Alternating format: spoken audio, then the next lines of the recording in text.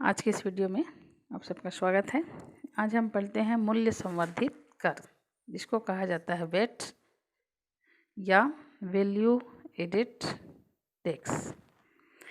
ये क्या है, इसको हम 2-3 उदाहरण से पहले समझते हैं। तारा अपने स्कूल के लिए जो कंप्यूटर का हार्ड ड्राइव है उसको खरीदने जाती है। वो 2 हार्ड ड्राइव खरीदती है। उसका कीमत जो है कुल 5,000 रुपये था।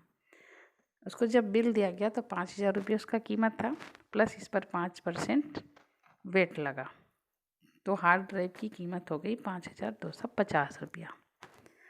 दूसरे उदाहरण में साजिदा का हम देखते हैं कि साजिदा ने एक इन्वर्टर की बैटरी खरीदी।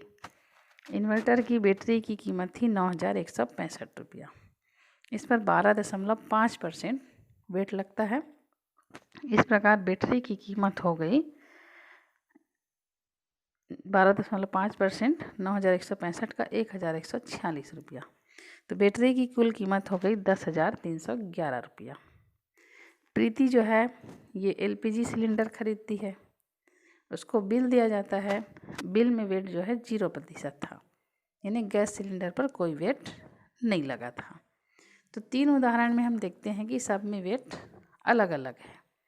तो वेट लगाने के लिए नियम कानून सरकार के द्वारा बनाया जाता है।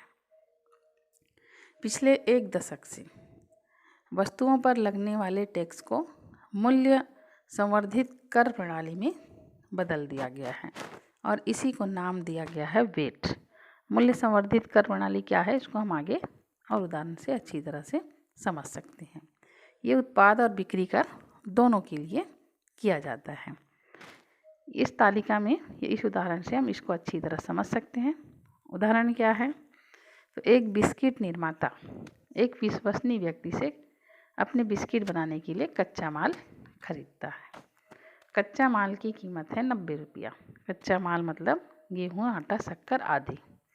10 रुपया इसमें वेट लगता है और इस प्रकार कच्चे माल की कीमत हो गई 100 रुपया। अब बिस्किट उसके फैक्ट्री में बनेगा, तो बिस्किट बनाने के लिए 100 रुपये का कच्चा माल लगा, प्लस श्रमिकों को देना पड़ा, फिर कारखाने का खर्चा, बिजली बिल, ऑफिस का किराया, सबको मिला करके बिस्किट बनाने में खर्च होता है 450 रुपया। अब इसमें 50 रुपया जो बिस्किट निर्माता है वो अपना फ़ायदा लेता है। तो इस प्रकार बिस्किट बनाने की कुल कीमत हो गई 500 रुपया। 500 में इसको टैक्स देना है या वेट देना है, मूल्य संवर्धित कर वेट इसको देना है 10%। तो इसमें ये पहले की व्यवस्था थी, है ना। कर के रूप में उसको देना रहता है 500 का 10%। यानी आप अच्छी तरह से इसको समझिए कि एक बिस्किट बनाने में 100 रुपये का कच्चा माल लगता है, 90 रुपये जिसमें 90 रुपया कच्चा माल आता है, 10 रुपया उसको कर के रूप में सरकार को देना पड़ता है। कुल हो गया 100 रुपया। अब बिस्किट बनाने में 100 रुपया कच्चा माल के अतिरिक्त श्रमिकों की मजदूरी, ऑफिस का खर्चा, बिजली बिल, कारखाने का किराया, सबको जोड़ करके टोटल बिस्किट बनाने का खर्चा होता है 450 रुपया। इसमें मालिक अपना फ़ायदा जोड़ता है 50 रुपया। इस प्रकार बिस्किट बनाने में कुल खर्चा आता है 500 रुपया। और 500 रुपये जो कुल खर्चा आया, इसमें 10% फिर उसको टैक्स के रूप में सरकार को देना पड़ता है। तो 500 रुपये का 10% हो गया 50 रुपया। यानी यहाँ पर बिस्किट में कितना टैक्स लगा, कर लगा, 10 रुपया पहले लगा, फिर 50 रुपया, यानी टोटल लगा 60 रुपया। ये पहले की व्यवस्था थी। वर्तमान में इसी को बदल करके मूल्य संवर्धित कर प्रणाली कर दिया गया है, जिसको वेट का नाम दिया गया है, वैल्यू एडेड टैक्स। इसका अर्थ क्या है, तो इसमें पुरानी व्यवस्था को बदलकर नई व्यवस्था कर दी गई है। यानी जो 100 रुपया कच्चा माल में टैक्स दिया गया था उसको अब माइनस करके जो बचेगा 400 रुपया, यानी एक बिस्किट बनाने में 500 रुपया खर्च होता है। 100 रुपया कच्चा माल में चूँकि 10 रुपया टैक्स दे दिया गया है, 90 रुपया कच्चा माल है, 10 रुपया टैक्स, यानी कुल पड़ा 100 रुपया। तो 500 में 100 को घटा दिया जाएगा और इसी क्रम में अब बचता है, अब जितना बचेगा, जैसे 400 बचा तो इसका 10% अब जो बिस्किट निर्माता है इसको चुकाना पड़ेगा। 10% के हिसाब से हो गया 40 रुपया, यानी अब बिस्किट निर्माता को 10 + 40 यानी 50 रुपया चुकाना पड़ेगा। इस पहले की व्यवस्था में क्या होता था, निर्माता को 2 बार टैक्स देना पड़ता था।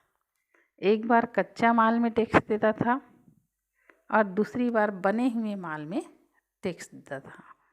तो मूल्य संवर्धित कर प्रणाली में ये व्यवस्था किया गया है कि जो कच्चे माल में टैक्स दिया गया है उस टैक्स को माइनस कर दिया गया है।